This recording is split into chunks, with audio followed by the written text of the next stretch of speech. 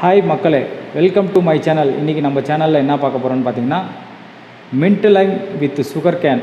Name டிஃப்ரெண்ட்டாக இருக்குது இல்லைங்களா? ஆமாங்க, இன்றைக்கி நம்ம ஆல்ரெடி நம்ம மின்ட் லைம் சாப்பிட்ருப்போம். மின்ட் லைம் கூட சுகர் கேன் கரும்பு ஜூஸ் சேர்த்து நம்ம இன்றைக்கி ஒரு ஜூஸ் செய்ய போகிறோம். செஞ்சு பார்ப்போம் எப்படி இருக்குன்னு சொல்லிவிட்டு.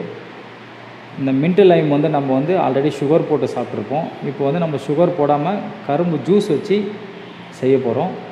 ஃபஸ்ட்டு லெமனை புழிஞ்சு எடுத்துட்டோம்.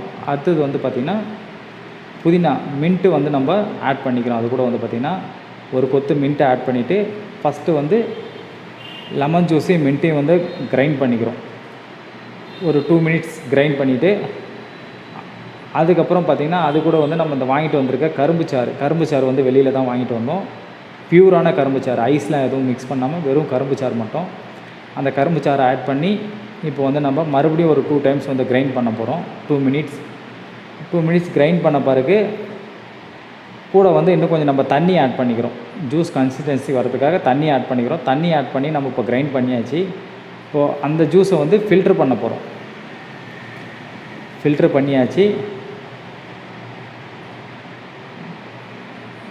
இப்போது mint lime with sugar cane ready ஆகிடுச்சு. நீங்களும் ட்ரை பண்ணி பாருங்கள், சாப்பிட்டு பாருங்கள்.